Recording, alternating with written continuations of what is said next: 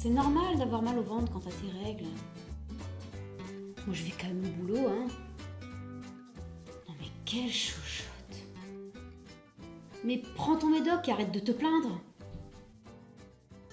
Vous n'en pouvez plus de ces réflexions de la part des femmes qui ne sont pas capables de se rendre compte que toutes les femmes ne vivent pas leur cycle et leurs règles de la même manière.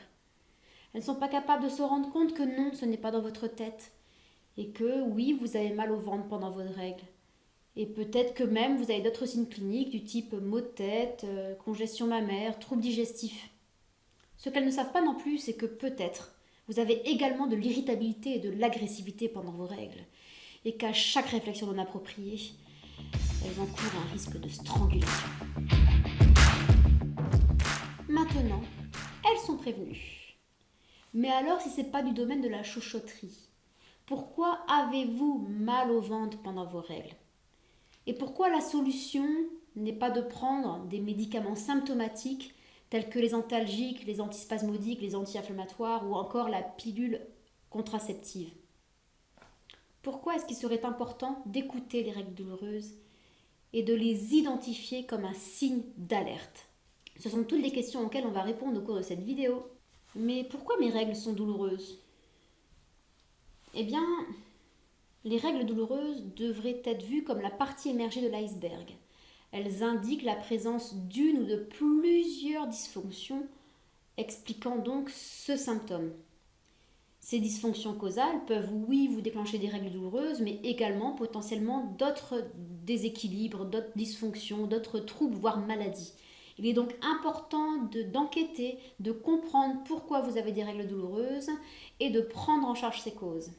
Mais alors, de quelle dysfonction peut-il s'agir? Eh bien, il n'y a pas une seule cause aux règles douloureuses, il y en a plusieurs, parmi lesquelles des déséquilibres en acides gras. Donc peut-être consommez-vous trop d'oméga 6 pro-inflammatoires, insuffisamment d'oméga 3 anti-inflammatoires. Il y a également des causes de déséquilibre ionique. Donc peut-être n'avez-vous pas assez de magnésium permettant de relâcher les spasmes utérins. Ou encore, l'autre grande cause, c'est le déséquilibre hormonal. Donc déséquilibre ionique, déséquilibre d'un acide gras et déséquilibre hormonal. Dans cette vidéo, on ne va traiter que du déséquilibre hormonal. Il est impératif de le mettre en évidence puisque sa prise en charge est primordiale. Car en effet, le déséquilibre hormonal peut entraîner des règles douloureuses, mais peut également entraîner de nombreux autres troubles qu'on va notamment rencontrer dans la période prémenstruelle, comme la rétention d'eau, la congestion mammaire, etc.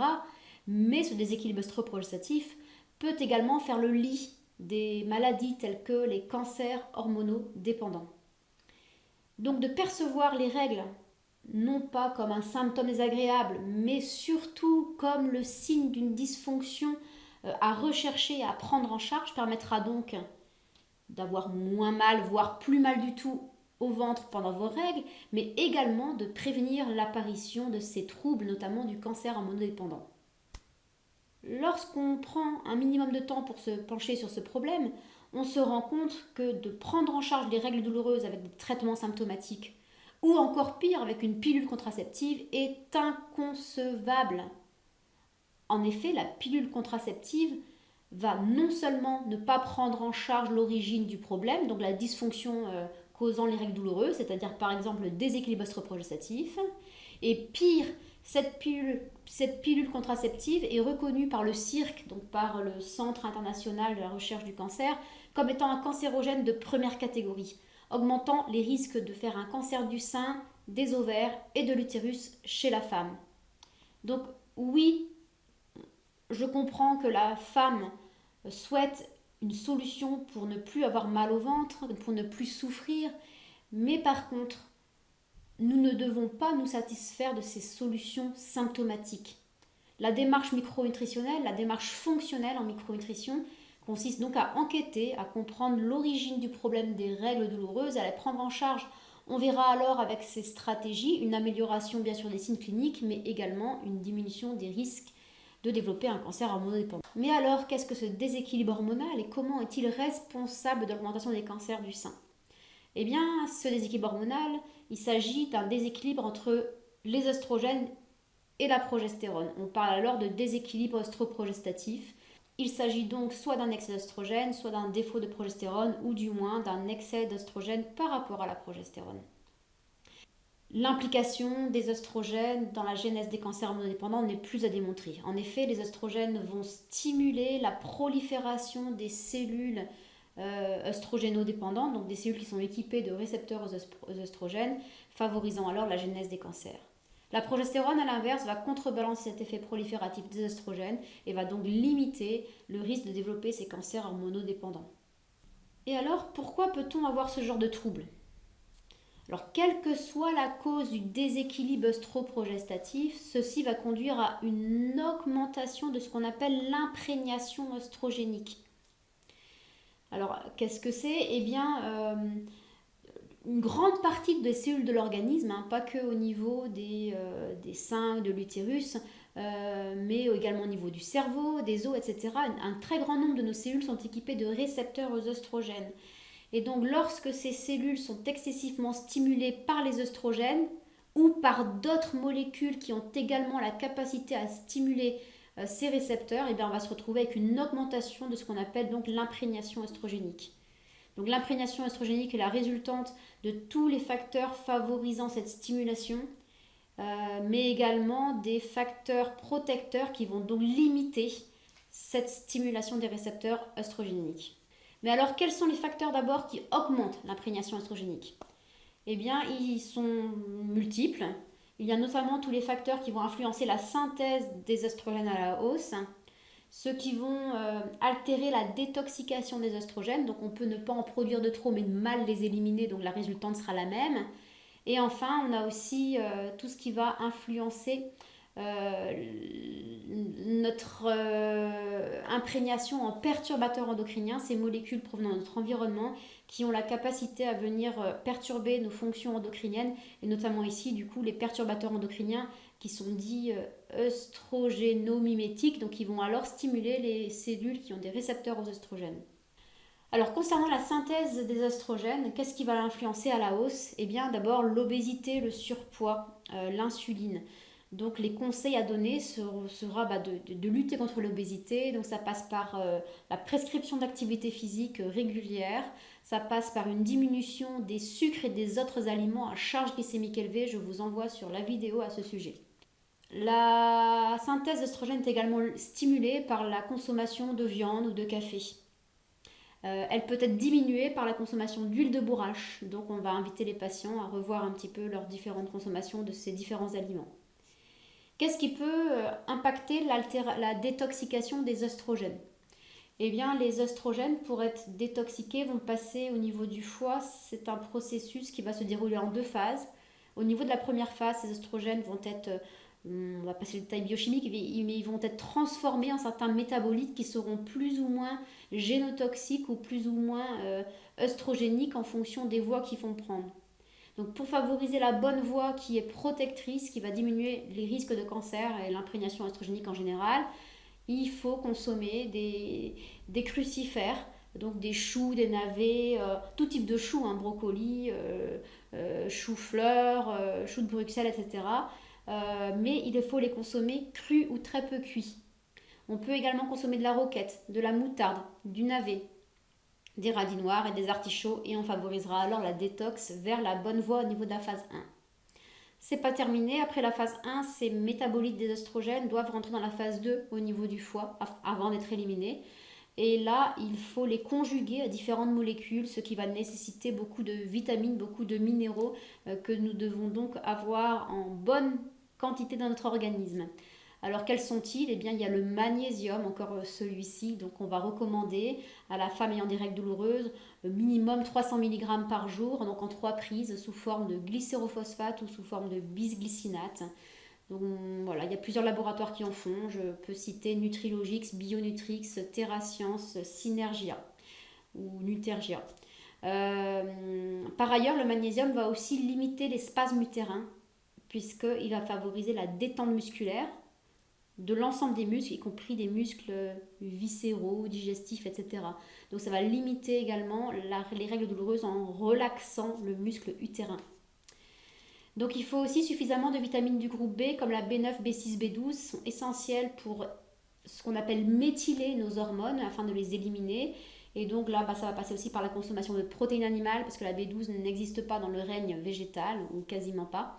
Il faut des légumes feuilles vertes pour la B9. Il faut globalement, de toute façon, une alimentation très riche, non transformée, des aliments frais, de saison, locaux, etc. Un autre nutriment très intéressant pour favoriser la détoxication des oestrogènes, c'est la bétaïne. La bétaïne, c'est une molécule qu'on trouve dans la betterave, les épinards, le quinoa. Donc n'hésitez pas à en consommer très régulièrement. La betterave est particulièrement intéressante. On peut la manger cuite, on peut la manger crue, on peut la manger en jus, râpée, coupée fine à la mandoline, etc. Vous pouvez la dévier sous toutes ses formes. Alors donc voilà, on a fait la phase 1, la phase 2 détoxication. Alors les hormones vont être alors maintenant éliminées soit par voie urinaire, soit par voie digestive. Mais quand elles vont être éliminées par voie digestive, elles vont retransiter dans le tube digestif.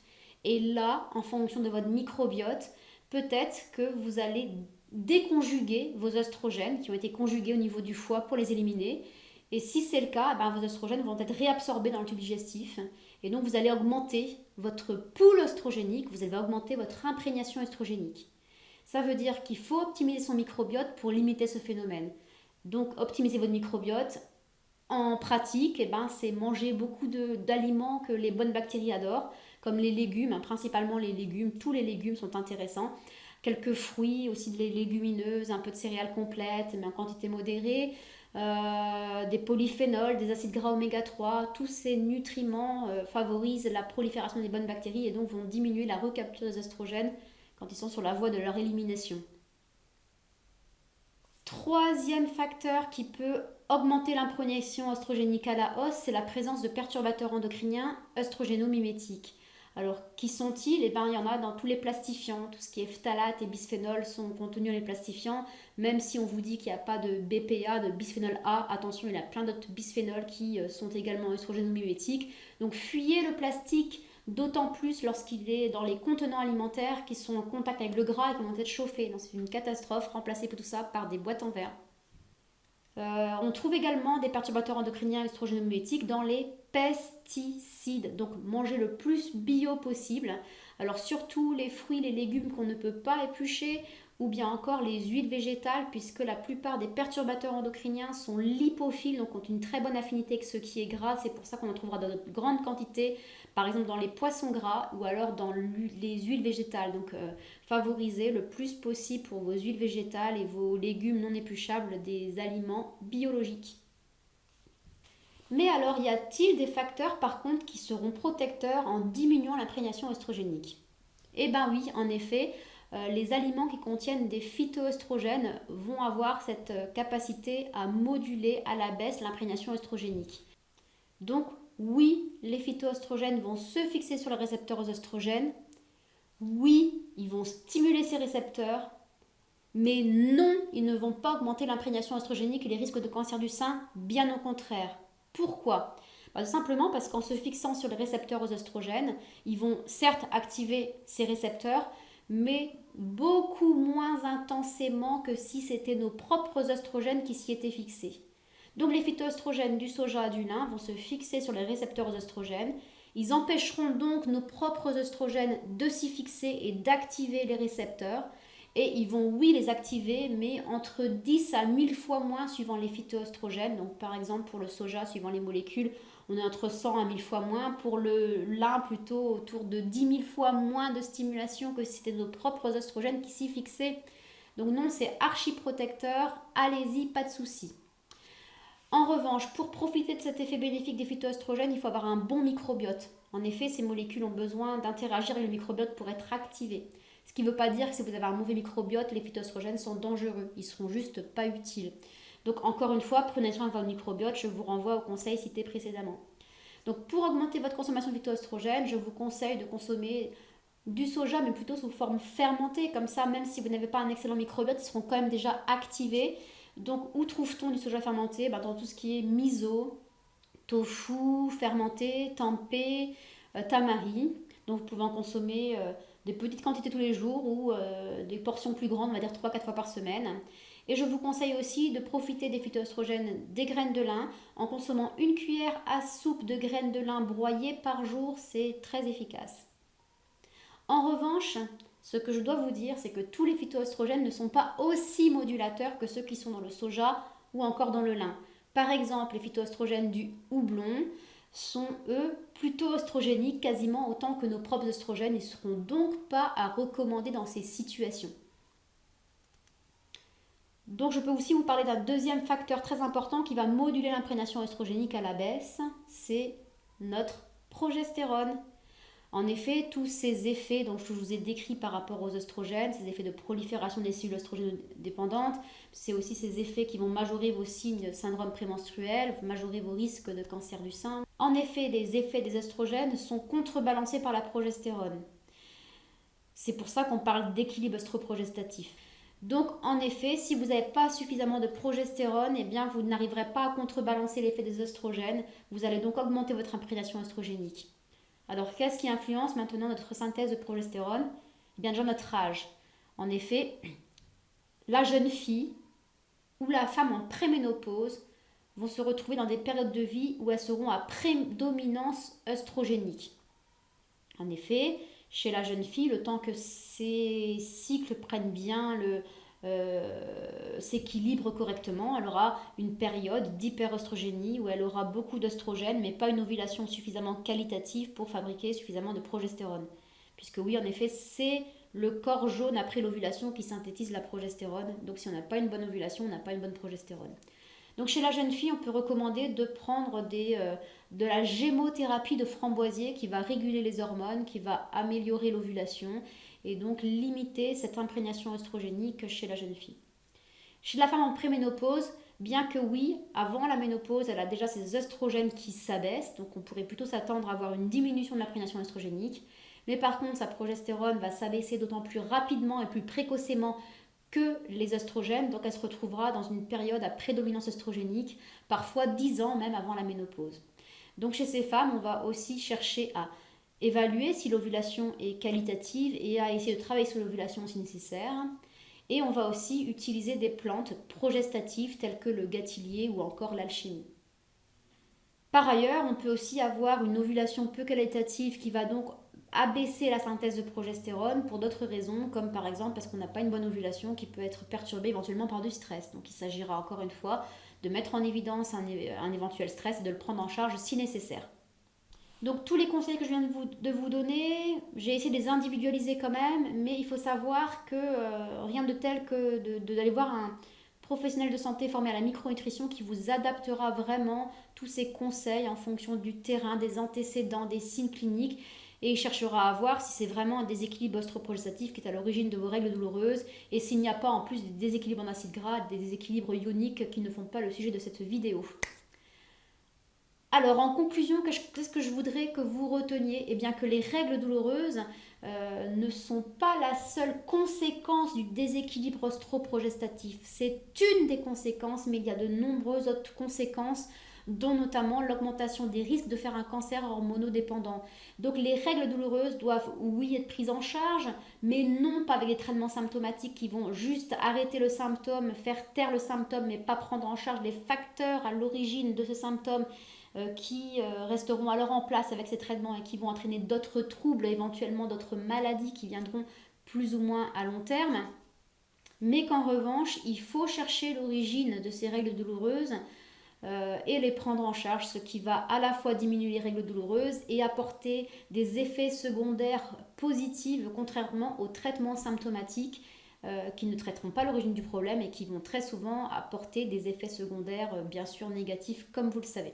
Donc en micronutrition, dans notre arsenal thérapeutique, on possède de différents outils à notre disposition, parmi lesquels des outils pour diminuer la synthèse d'œstrogènes si nécessaire, pour favoriser la détoxication des oestrogènes si nécessaire, pour éviter leur recapture au niveau du cycle entérohépatique, ou bien encore pour assainir l'environnement, ou bien pour augmenter la synthèse de la progestérone. La prévention commence là, identifier les dysfonctions à l'origine des règles douloureuses et prendre en charge ces dysfonctions. Les règles douloureuses doivent être perçues comme un signe d'alerte Donc je vous remercie pour votre écoute. C'est un sujet qui me tient particulièrement à cœur, tellement il y a une maltraitance, une non-compréhension de règles douloureuses chez la femme, hein, notamment dès le plus jeune âge. C'est pas toujours facile à vivre. Donc n'hésitez pas à liker, à commenter, à partager cette vidéo. À bientôt.